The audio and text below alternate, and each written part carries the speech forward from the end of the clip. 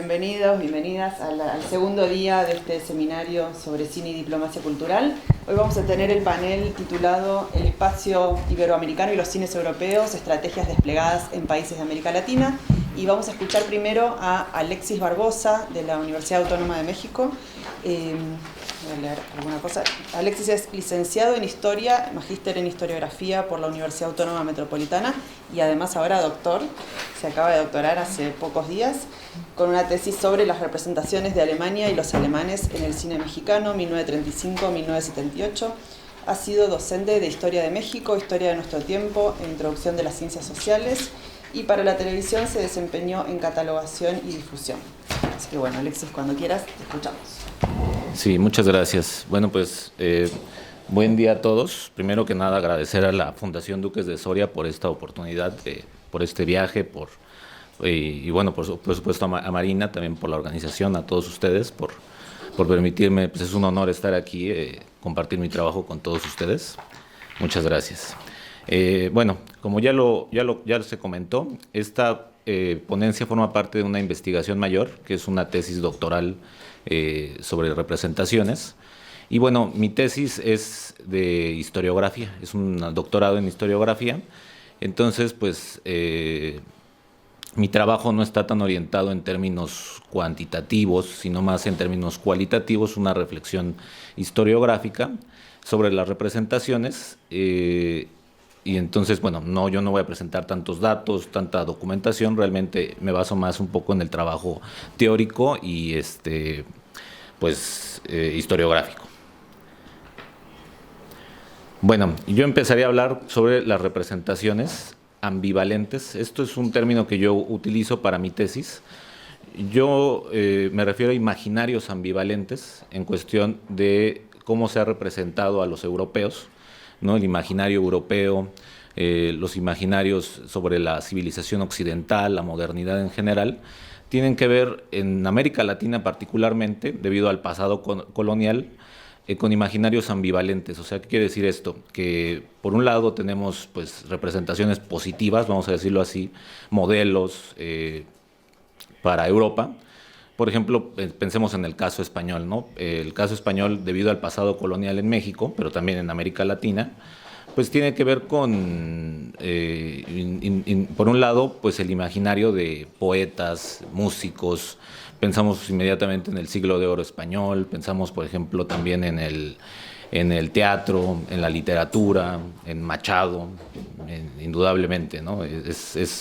Nos viene en el imaginario español. Pero también pensamos en la violencia, en la guerra, pensamos en la dictadura franquista. Algo parecido ocurre con el caso alemán. Alemania, pues como ustedes saben, no tuvo colonias en América, pero sí hay también un imaginario que no deja de estar también intervenido por estas filias, estas fobias, estos encuentros, estos desencuentros.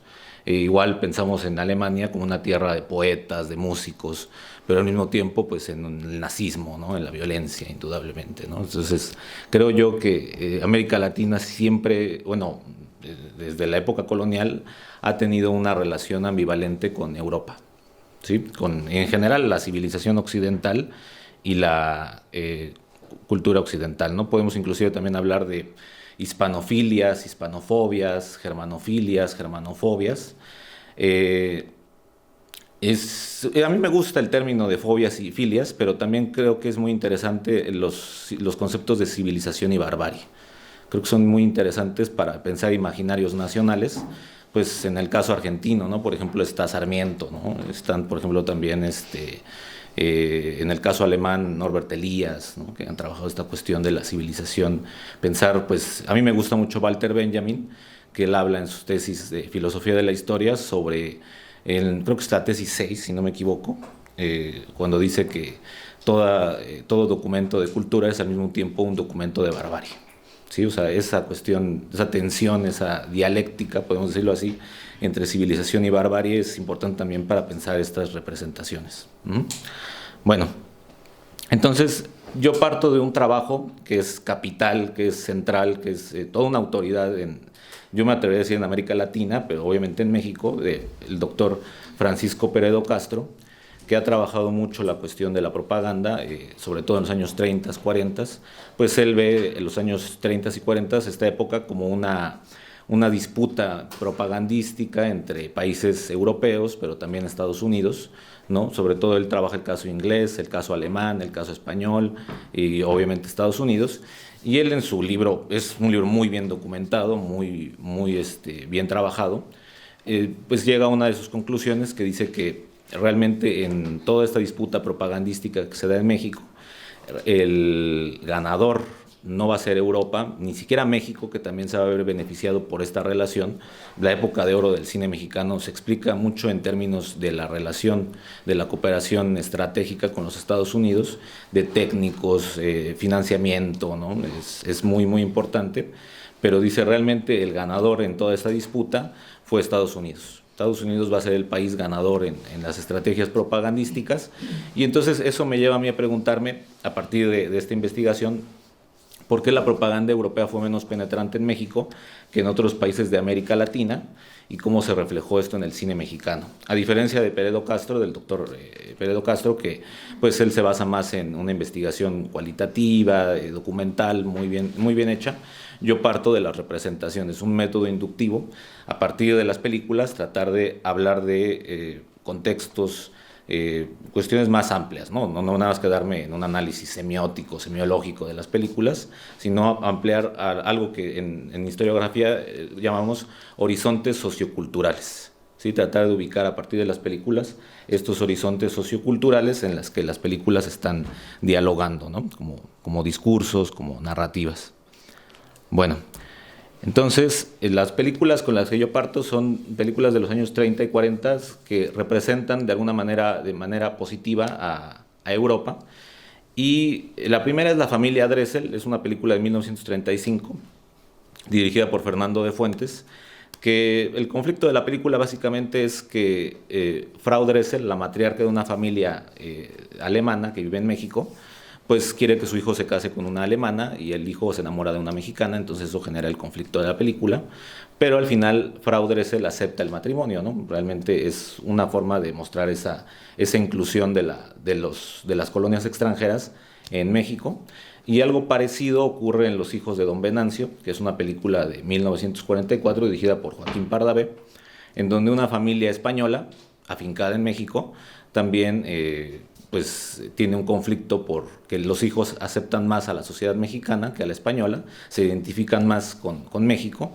Inclusive, pues ahorita que está de moda el fútbol, en México había un club que se llamaba Asturias, que era un club preferido por los españoles, por los migrantes, la colonia española, y Don Venancio apoyaba al Club Asturias. Los hijos apoyaban al Club Atlante, que es un club ya más del pueblo mexicano, de la sociedad mexicana. Y al final Don Venancio acepta a la sociedad mexicana, incluso festeja los goles del Atlante, que es algo parecido a lo que está pasando en La familia Dressel, de mostrar este significado que cobraban los extranjeros, particularmente los comerciantes extranjeros, porque tanto en la película de La familia Dressel son ferreteros, ¿no? Como de tiendas de abarrotes, de herramientas en el centro de la Ciudad de México, y en Los hijos de Don Venancio también son comerciantes, ¿no? Ahí pues tiene que ver un poco con la importancia que cobran los comerciantes, los empresarios en un país, sobre todo en México. Muchas empresas, panaderías, tiendas de abarrotes fueron fundadas por españoles en México, migrantes, ¿no? También exiliados, pero también migrantes, ¿no?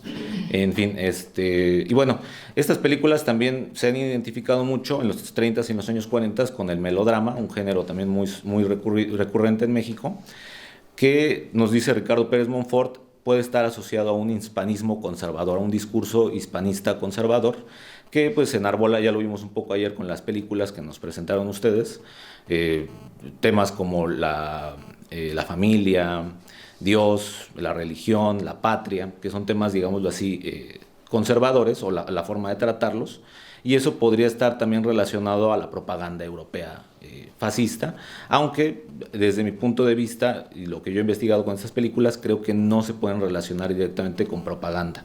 Vemos, por ejemplo, ahí en La familia Dressel aparece el símbolo de Colombia, Columbia fue la distribuidora de esta película, nada más no fue la productora, ¿no? Pero tampoco hay detrás un financiamiento que podemos encontrar de los países fascistas como propaganda, a pesar de que sí hay un discurso conservador presente en estas películas, ¿no? Más bien, pues es un poco la lógica del propio cine mexicano, del gusto por el melodrama del público, pero también por la importancia que cobraban los migrantes europeos en México, particularmente españoles y alemanes.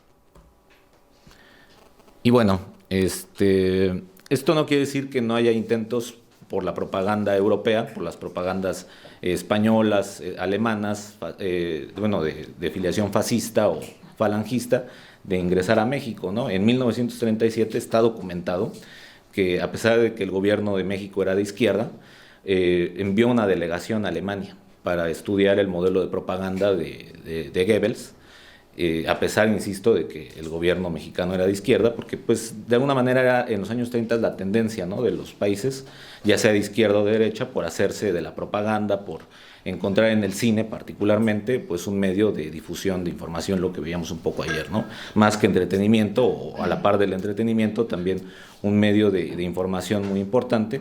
Y pues ahí está la introducción también, o los intentos de llegada de productoras como UFA, Cifesa, Hispanofil Producción, y el estreno de filmes como Fiel hasta la muerte o Juana de Arco, que son filmes alemanes, que sí se estrenaron en México, aunque poco después fueron prohibidos y retirados de las salas, ¿no? Entonces sí se estrenaron, no es que no se hayan estrenado, pero sí fueron retirados, ¿no?, de las salas.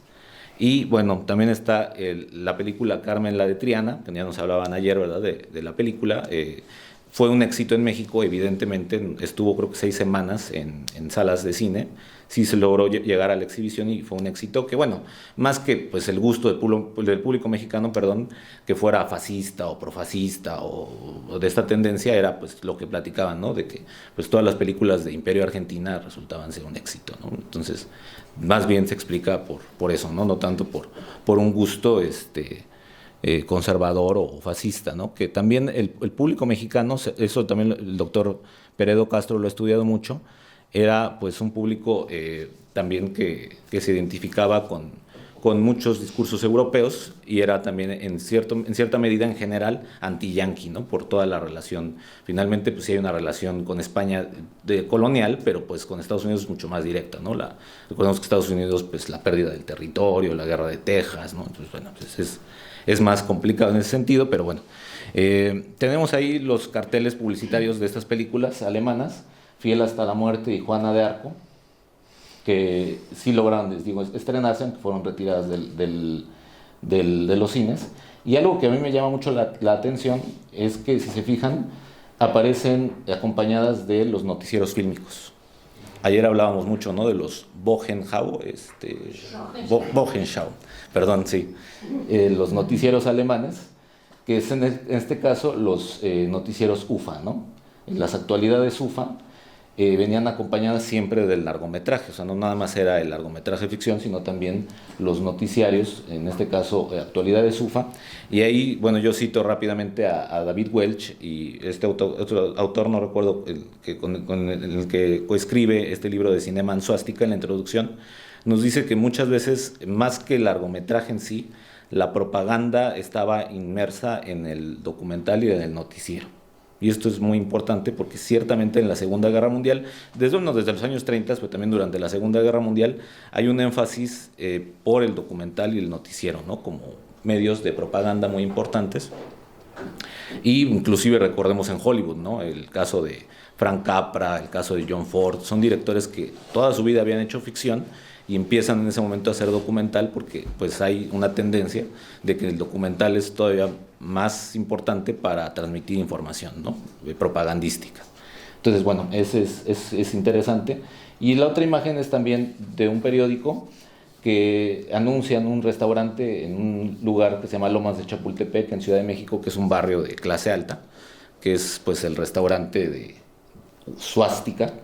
Y es interesante porque muestra que en los años 30, este cartel es de los años 30, todavía el nazismo no cobraba un significado particularmente negativo, ¿no? No era necesariamente algo malo, sino se le veía como algo, pues, si no normal, pues algo común, ¿no? Vamos a decirlo así, o bueno, no negativo.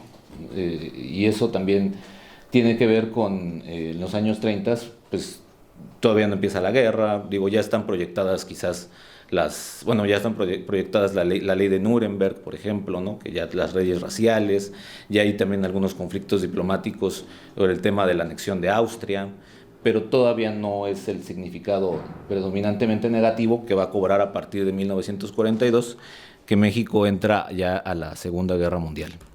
Y bueno, ya en este caso tenemos ya las películas de propaganda norteamericana relacionadas ya con la propaganda antinazi, con Estados Unidos, ya las representaciones negativas, filmes como Soy puro mexicano, de Emilio Fernández, Espionaje en el Golfo, ya dan cuenta pues de otro imaginario, ¿no? Ya es un imaginario de los alemanes como villanos, como asesinos, como espías, como quinta columnistas.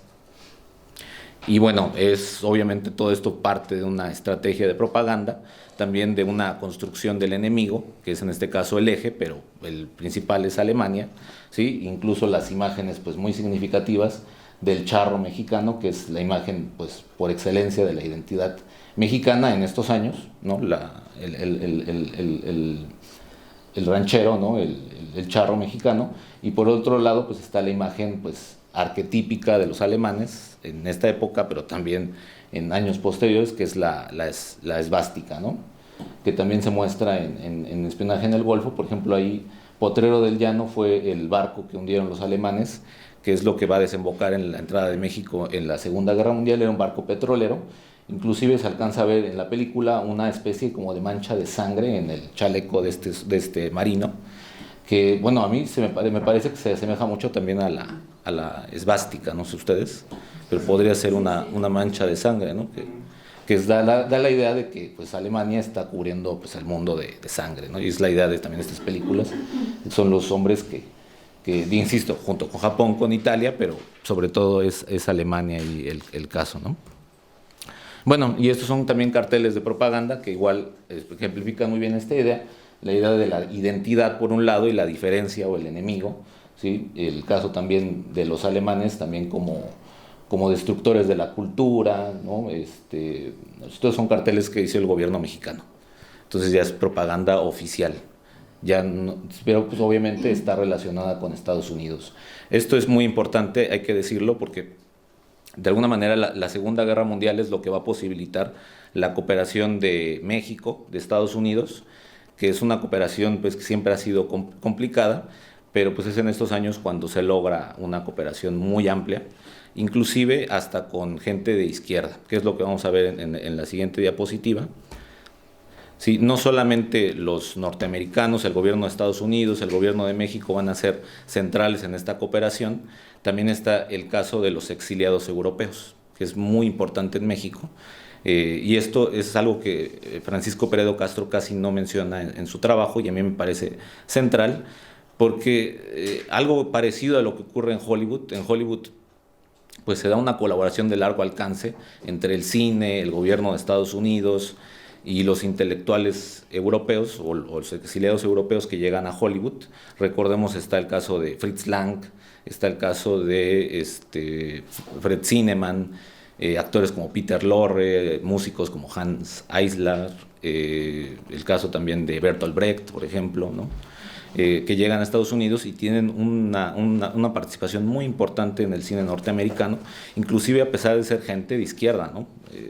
Posteriormente pues van a ser enjuiciados, van a tener todo este problema con el senador McCarthy y el macartismo, pero en los años 40 sí logran participar. Eso no quiere decir que no hayan tenido problemas, ¿no? Con la industria. También Hollywood pues era una industria que censuraba, era una industria que prohibía, que limitaba mucho, pero aún con todo tuvieron una participación importante. ¿Qué va a pasar en México? En México también hay una participación de exiliados en el cine, aunque principalmente actores.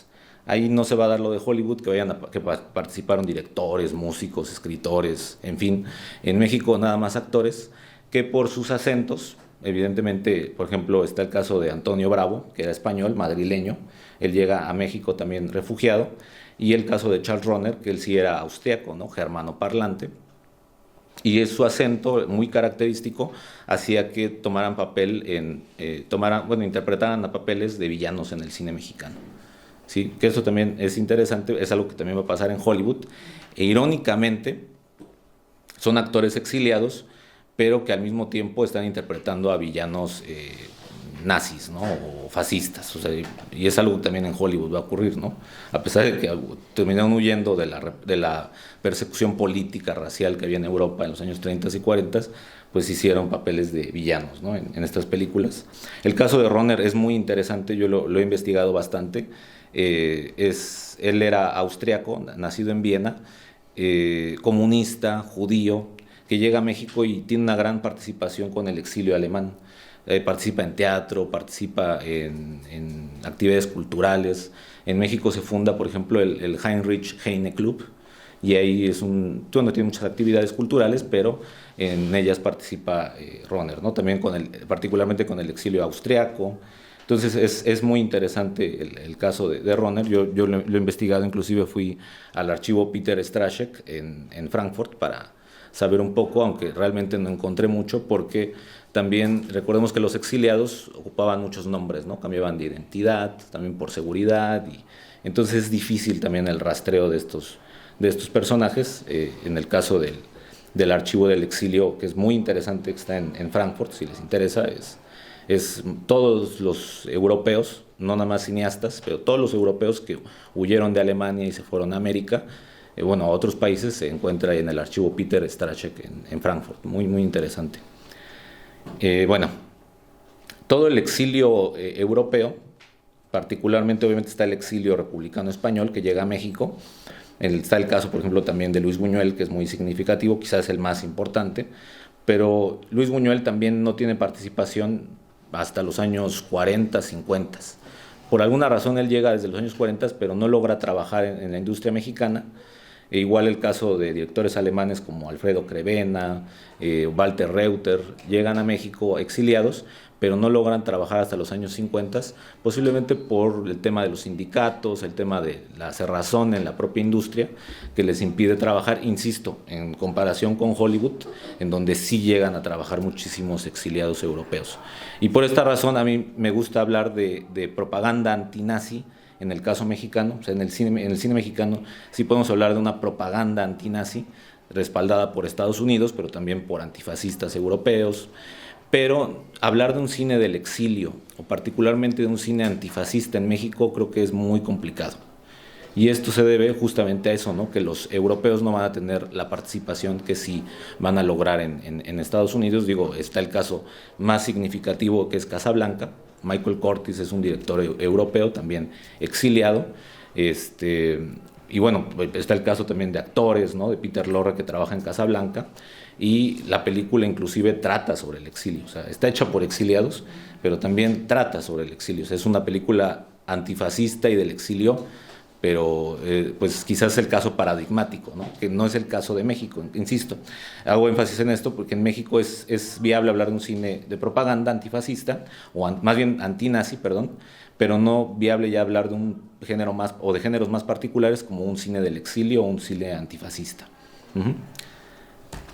Bueno, de cualquier manera, a pesar de que el exilio europeo, particularmente alemán o germanoparlante, no tuvo una gran implicación en México, en el cine, pero sí lo va a tener en actividades culturales.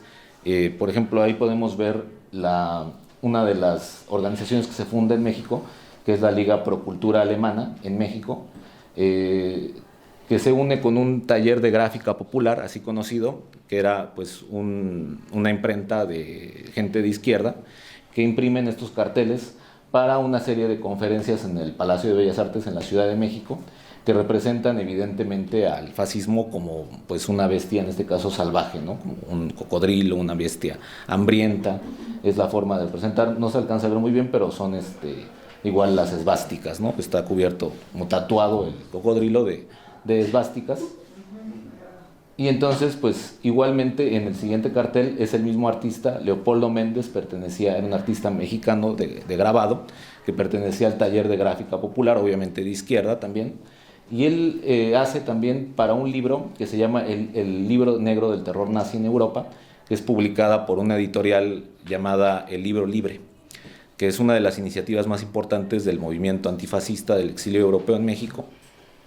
El Libro Libre nace como iniciativa bajo el patrocinio del gobierno mexicano, y pues es una iniciativa muy, muy importante, que entre otras cosas incluye este grabado de Leopoldo Méndez que se llama Deportación a la muerte. Inclusive varios curadores en Estados Unidos han coincidido que se trate posiblemente, o sea, esto es muy general, ¿no? Es discutible, de una de las primeras imágenes sobre el Holocausto. Recordemos que el Holocausto, pues ya bien entrada, ya los años 40, ya es cuando se empieza a hablar. Obviamente está la guerra, pero el Holocausto ya es un tema que va cobrando ya una recepción un poquito tardía, y esta es una de las primeras imágenes, al menos en México es la primera imagen, ¿no?, sobre el genocidio, sobre la persecución, ¿sí?, que es muy, muy interesante, ¿no? Entonces, insisto, ¿no?, el exilio europeo tuvo una participación muy importante. Y la última imagen es de un mural de Diego Rivera que se llama Unidad Panamericana. Diego Rivera también fue un artista comunista, muy cercano a los grupos de izquierda, a los exiliados europeos, evidentemente, y él hace este mural en San Francisco, y justamente se llama Unidad Panamericana, que también era uno de los principales discursos que enarbolaba Estados Unidos, el panamericanismo, ¿no?, como forma de contrastar o crear un sobrepeso, ¿no?, un sobrepeso para la propaganda europea. Y ahí podemos ver a Charlie Chaplin representado en dos veces. Está Charlie Chaplin a la izquierda y Charlie Chaplin a la derecha, lo mismo que Hitler, que es una clara referencia al Gran Dictador, que es una película también que muchos consideran una película propiamente antifascista. No, Chaplin no era un exiliado propiamente, es un hombre que migra a Estados Unidos por motivos económicos, pero que se identifica también con el exilio antifascista europeo en los Estados Unidos. Hace esta película que, como bien nos decía Marina, fue prohibida en Argentina. En México no va a ocurrir eso, sí se va a exhibir, pero también con problemas, ¿no? El público también va a tener algunos problemas en la exhibición por ciertos grupos conservadores, pero sí va a cobrar significado también en la obra de Diego Rivera. Y bueno, paso ya a las conclusiones, que vuelvo otra vez a retomar la pregunta a partir del libro de Francisco Peredo Castro, de por qué la propaganda europea fue menos penetrante en México que en otros países de América Latina. Yo creo que pueden haber dos respuestas, ¿no? Una es muy segura, creo que no hay mucha duda al respecto, y es evidentemente la cercanía con Estados Unidos. México, a diferencia de Argentina, del Cono Sur, pues sí comparte una frontera de más de 1,000 kilómetros con Estados Unidos. Sí, la relación pues siempre ha sido muy tensa, muy cercana, y entonces eso también generó una situación muy particular, ¿no?, de estrategias de propaganda que pues prácticamente desde un principio dominó a Estados Unidos. No quiere decir que Europa no haya intentado penetrar México, pero indudablemente Estados Unidos va a ser el gran agente, ¿no?, de la propaganda, de la relación desde los años 30, pero sobre todo en los años 40. Entonces, bueno, por un lado está Estados Unidos, y por el otro lado creo que también algo que impidió un poco, esto es más una hipótesis, no es una respuesta tan certera, algo que también no impidió, y que eso se diferencia de Argentina, de Brasil, de Chile, de países, Uruguay por supuesto, es que pues México nunca, o más bien históricamente, no ha sido un país que haya fomentado mucho la migración europea, ¿sí? A diferencia de países de Sudamérica, México pues sí ha sido un país que ha rescatado los exilios, ¿no?, de España, de Argentina, de Uruguay, de Chile. Evidentemente ha sido un receptor importante de exiliados, pero no ha sido un país positivo hacia la migración, o sea, ni europea ni de otras partes. Sí ha sido un país un poco nacionalista, excluyente en esos términos. Entonces no hay una gran migración europea. Eso no quiere decir que no haya colonias europeas. Hay una colonia española, hay una colonia alemana, principalmente, al menos en esta investigación, con lo que yo les platico, pero no tiene una colonia tan amplia, ¿no? Como lo veíamos ayer en el caso argentino, ¿no? Que había inclusive cines donde iban los público italiano, público español, público alemán. En el caso mexicano no ocurre eso, y creo que eso también podría estar relacionado a la poca penetración que tuvo la propaganda, o el poco éxito que tuvo la propaganda europea en México, que también lo mismo ocurrió con las películas estas que les hablaba de propaganda antinazi, también duraron poco en cartelera, no tuvieron un gran éxito, ¿no? Realmente tampoco es que hayan tenido como la comedia ranchera, el melodrama, que eran géneros muy socorridos, muy vistos en México, no fue el caso, ¿no? Pero creo que esas dos respuestas podrían estar abiertas a discusión, sobre todo la de la migración europea. No sé qué opinan ustedes, pero bueno, eso sería todo de mi parte.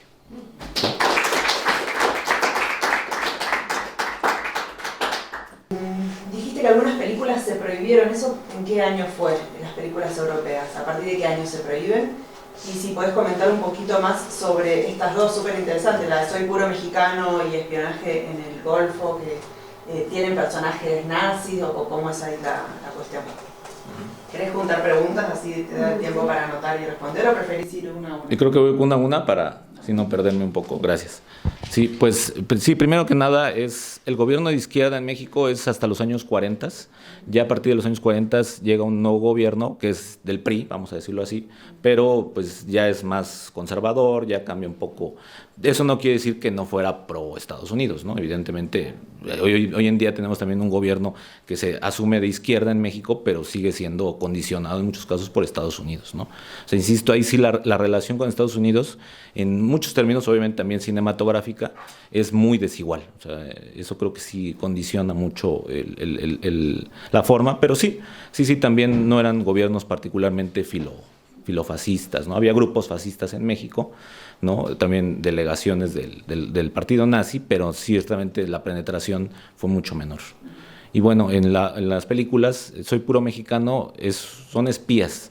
Generalmente esa es la representación de los extranjeros, tiene que ver con espías y sobre todo la quinta columna, que eso es muy importante porque se está representando no solamente en el cine, sino también en la prensa, comunicados de prensa. Hay también sobre todo un interés de Estados Unidos por decir que hay una red quinta columnista en México, que inclusive, por ejemplo, en Monterrey, que es una de las ciudades más al norte, se decía que había una colaboración muy importante, inclusive querían invadir Estados Unidos, como pues comparte frontera, que de ahí la quinta columna alemana o fascista iba a invadir, ¿no? Entonces había toda una especie de paranoia que más que real resultaba exagerada, ¿no? Porque realmente pensar que había una red quinta columnista en México es muy ficticio, ¿sí?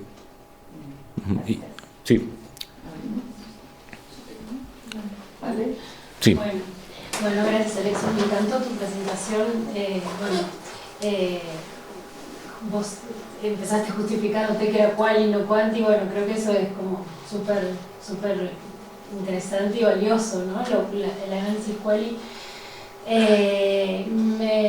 Me interesó mucho también saber más sobre las películas, cómo jugaban las representaciones, sobre todo también del mexicano o del latinoamericano, ¿no? Y eso lo vi más claramente por ahí en las últimas imágenes que mostraste del cocodrilo, ¿no? Después de los murales. La del cocodrilo en particular me recordó mucho a una representación sobre la Primera Guerra Mundial en una revista brasilera, Omayo, donde se representa a Marianne, la figura de la Revolución Francesa, alimentando un monstruo, ¿no?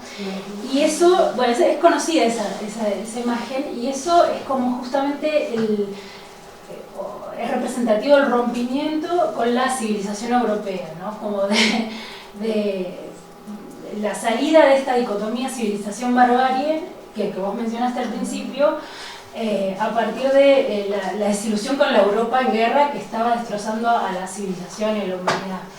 Pero en esa figura aparece un gaucho brasilero mirando todo como espantado desde abajo, ¿no? Que apenas se lo ve.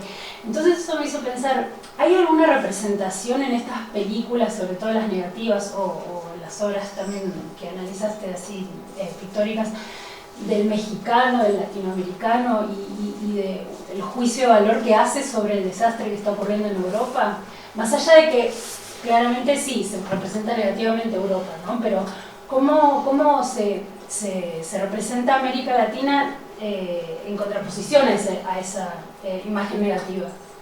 Esa es la pregunta. Claro, pues mira, el cine mexicano de los años 30 y 40 es el cine más nacionalista. Entonces hay una exaltación de la identidad mexicana, insisto, a partir de los charros, de la música, ¿no? Entonces, ciertamente una representación así latinoamericana es difícil encontrar, a pesar de que hay un discurso panamericanista que une, ¿no?, a toda América, no nada más a Latinoamérica, sino también a Estados Unidos. Pero sí, o sea, pensar en el cine, particularmente en esas películas, hablan un poco, por ejemplo, de que estos espías quintacolumnistas, estos espías profascistas vivieron un tiempo en Argentina, por ejemplo, ¿no? O sea, puede decir que quizás más bien se veía como Argentina como el país neutral, ¿no? El país que se niega, ¿no? Colaborador un poco, claro. Entonces sí, es como... También Sudamérica, pues, cobra mucho sentido porque pues fue el territorio donde fueron refugiados, bueno, huyeron varios nazis, ¿no? Mengele, ¿no? Está el caso también de Eichmann, ¿no? Entonces quizás también ahí pues es como en el imaginario, insisto, son imaginarios, sí, no quiere decir que así sea, pero sí es como quizás decir, nosotros nos diferenciamos México del resto de América Latina, no colaboramos, no estamos más cercanos de Estados Unidos, no somos enemigos justamente de esta barbarie europea, ¿no?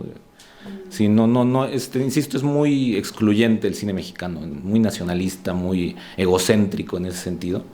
Al menos en el cine, en obras pictóricas, en prensa, habría que ver. Claro, bueno, en el mural aparece Diego Rivera. Diego Rivera. El mismo, sí, claro. Diego Rivera, exactamente, sí. Aunque casi no hay referencias a América Latina, o sea, es más el gran dictador, ¿no? Claro, claro. Sí. Uh-huh. Sí. Estaba Ulfman y después Ignacio. Ja, muchas gracias por tu representación. Tú dijiste o escribiste que México estudió la propaganda de los nazis, o copió o optó. En el 37. Sí, cuando iba una delegación. ¿Existía intercambio o de cuál manera ellos estudiaran el ministerio de propaganda, el sistema de propaganda? Yo conozco el caso de Brasil, de verdad fue muy detallado, visitar el ministerio, ya un reporte claramente para explicar cómo funciona, qué tenemos que hacer. ¿Existe algo similar en México? ¿Tú conoces o tuviste correspondencias, intercambios personales, visitas, México a Berlín, Berlín a México, algo así? Nada más está documentada esa visita de una delegación como de 4 personas que viajaron a Berlín a conocer el Ministerio de Propaganda, pero mucho más de eso no se encuentra. Así de que esté documentado una correspondencia. Porque, insisto, el gobierno mexicano sí se apropió también de esas técnicas, de esas estrategias propagandísticas, ¿no? E inclusive hay relaciones entre las representaciones, por ejemplo, el documental pro-nazi más famoso es El triunfo de la voluntad, ¿no? Que muestra a Hitler descendiendo de los cielos, ¿no? De un avión al principio de la película como si fuera un dios, ¿no? Al pueblo, ¿no? Y, en fin, que es algo que también Lázaro Cárdenas, que un presidente en esa época, que es el que manda esta delegación, también aparece, ¿no? Llegando a Tabasco, que es un estado en México del sur, llegando también en avión, ¿no? Para reunirse con el pueblo, ¿no? Entonces, pues también se puede hablar de que ambos regímenes eran populistas, de izquierda y de derecha, pero populistas, final de cuentas, ¿no? Pero sí, ajá. ¿Encontraste otras películas por la estética? ¿Cómo decir, mira eso? No, creo que... Las propagandas de los noticieros 1, 2, 3, los de la NEP, esos que han sido, bueno, Clara Krieger trabaja con esos noticieros, ¿no? Y ahí estaban marcando esos, más que influencias formales, etcétera. El tema que me parece interesante rescatar en relación a esto es el modelo del Estado nazi de Hitler como un Estado modernizador. Había una idea de lo moderno en esa construcción que me parece interesante rescatar, porque el Liguria era no solo lo moderno, sino la presencia del Estado, un Estado dirigista. Digo, que también funcionaba como un modelo en los 30, estaba Roosevelt, pero también estaba el Estado dirigista. Ignacio. Perdón. Sí, yo quería hacer una pregunta un poco en la línea de Valeria. Los años 30, en fin, en México se caracterizan por imágenes fuertemente y discursos fuertemente indigenistas. Te quería preguntar si en lo que has analizado, si hay, desde el punto de vista de la imagen, algún tipo de oposición de símbolos más indigenistas versus simbología más nazi o fascista. O sea, si funciona desde ese punto de vista. Y el otro comentario, pregunta que te quería hacer es que el restaurante Swastika, donde personalmente no iría a comer, Ya no existe. por lo que tú pero por lo que tú nos decías, está en un barrio de clase alta.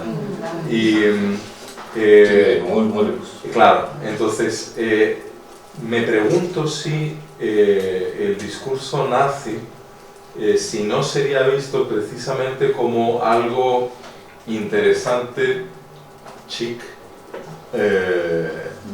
por ciertas élites que se consideraban blancas. O sea, ¿no entra un poco de esa forma o entra como un populismo? O sea, ¿cómo entra eso en México? Porque si es de clase alta, a lo mejor se ve como, no sé, como un modelo muy interesante que viene del extranjero y no necesariamente como un modelo de lo popular, de lo populista o de lo masivo. No sé. Eso. Bueno, sí, efectivamente, en la primera pregunta me decías de los indígenas, ¿verdad? El discurso indigenista, cómo se inscribe. En ambas películas de propaganda antinazi casi no hay un discurso indigenista, a pesar de que es Emilio Fernández, que es el director por excelencia del indigenismo mexicano, un poquito más tarde, exactamente, ya en los años, exactamente. Sí, por ejemplo, bueno, ya no mencioné porque ya no incumbe a la propaganda antinazi a los años de la guerra, pero hay una película que se llama La Perla, que es muy famosa, no sé si ustedes la hayan visto, que también ahí se ve la distinción, ¿no? Entre, por un lado, representar a la modernidad europea a través de alemanes, que son dos actores. Charles Runner también, de hecho, es uno de los que trabaja y hace de un doctor que es un doctor que se niega a atender a los indígenas, es racista, ¿no? Es el villano junto con su hermano de la película. Y por otro lado, los indígenas que son discriminados, que son pobres, pero pues sí ahí se ve, por ejemplo, una idea de que el indígena pues rechaza la modernidad, ¿no? La modernidad europea, ¿no? Finalmente los europeos son los que imponen esta lógica del dinero, de encontrar una perla y venderla, ¿no? Y eso los indígenas están rechazándolo, ¿no? Que es algo que en las películas, por ejemplo, del campo es muy común ver eso, ¿no? Las películas que representan el campo, la provincia mexicana, pues sí, el rechazo a la modernidad agresiva, cosa que las películas de la ciudad están haciendo lo contrario, ¿no? Están representando la ciudad como la modernidad, como algo positivo, ¿no? Necesariamente. Entonces sí, ya es entrado más los años 40. Aquí en la época de la guerra, durante la Segunda Guerra Mundial, prácticamente no hay indigenismo, ¿no? Presente en estas películas. ¿Sí? Ya es hasta bien entrados ya los años 40. Y bueno, la segunda pregunta, lo de Swastika, el restaurante. Sí, pues tenía que ver con muchos empresarios, por eso yo platicaba lo de la migración europea, sobre todo alemana, porque la mayor parte de los migrantes alemanes que llegan a México pues son gente de clase alta. ¿Sí? No hay como, digamos así, trabajadores, la mayor parte son comerciantes, son empresarios. Pero no te lo pregunto en términos de migración, sino de lo que se considera como, vamos a ver, el discurso nazista en México, ¿es un discurso de clase alta o es un discurso que penetra en grupos más masivos? Yo creo que en ambos casos. Sí, en ambos casos es indudable que hay empresarios, hay gente de clase alta que sí tiene una admiración, ¿no? Pues bueno, esta es una anécdota de que platica un actor emigrado, que una vez llegaron a Guatemala, estaban filmando una película en la selva, y ahí encuentran una hacienda, y en la hacienda estaban el hacendado, que era guatemalteco, tenía cuadros, ¿no? de Hitler, referencias al nazismo.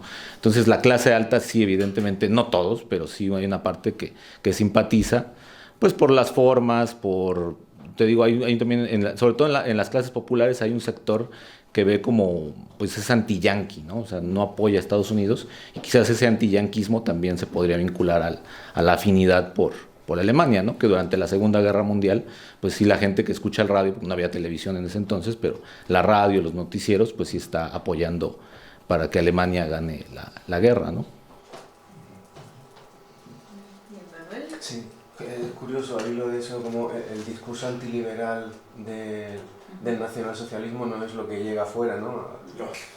Porque en realidad que un empresario defienda el nazismo en México es un poco demencial, pero bueno. Te iba a decir, porque he visto ahí el cartel el título que le habían puesto de Hitler Junge Kriegs, es el de Hasta la muerte, ¿cómo era el título? Fiel hasta la muerte.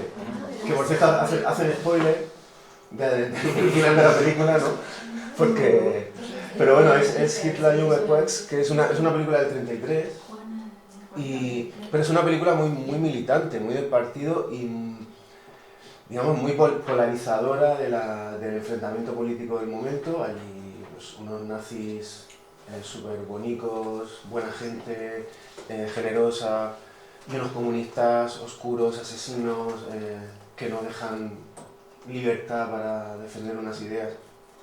Quiero decir que es una película que si la gente va al cine más o menos por error y ve eso, en la polarización de ese tiempo es una película de nicho político, y no sé si ese tipo de... Porque a ver, la mayor parte del cine alemán que se exportaba era cine de evasión, melodrama, comedia, pero cuando llegan películas como esta, sabes si había movimiento, hasta el punto de que seguramente muchos exhibidores, incluso distribuidores, decían: yo no quiero esto, no quiero jaleo, no quiero que apedreen la pantalla.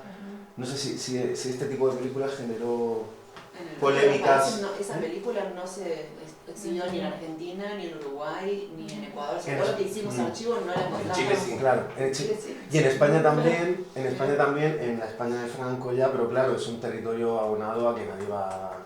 De hecho, en España se llamó el Flechapuex, porque los flechas eran los niños de Falange, con lo de Junge la flecha. Y para que la gente entendiera que un Hitler Junge era una flecha. O sea, que en España sí se marcaba, digamos, la tendencia de la película al revés que acá, ¿no? Sí, pero ya se estrenó ya, es una película del 33, pero se estrenó ya en la España de Franco. No, claro. En la época de la República no era demasiado sensible. Pero eso, no sé si ha visto algo de eso. Sí, se estrena. Está exhibida en el periódico. Eso se toma de un periódico. ¿Cómo era Entonces, que se llamaba en México? Fiel hasta la muerte. Sí que es interesante también quién hace la traducción, efectivamente. Pero, pues no, como tal controversia, no. O sea, uno pensaría que sí, el estreno fue criticado o algo, pero yo insisto, yo creo que en los años 30 todavía no está este sentimiento como antinazi o propagandístico, que es que la gente no lo había tanto. O sea, realmente, pues también tenemos en cuenta que en México el conflicto se veía de lejos. O sea, todo lo que está pasando, el tema de la guerra, pero antes también la persecución racial, política, las leyes de Nuremberg, insisto, pues es algo que se ve lejano, ¿no? Entonces tampoco es como que haya un sentimiento que podamos decir que sea antinazi o pro-nazi, o sea... ¿Y la Tercera Internacional, o sea, los partidos marxistas, en ese momento tenían peso en México? Todavía no tanto, porque todavía no estaba el gobierno de izquierda en el 33, no llegaba todavía un gobierno propiamente de izquierda, sí, pero no, como tal no hubo una gran controversia. Más bien fue el gobierno y el que retira las películas posteriormente, pero sí se logran estrenar.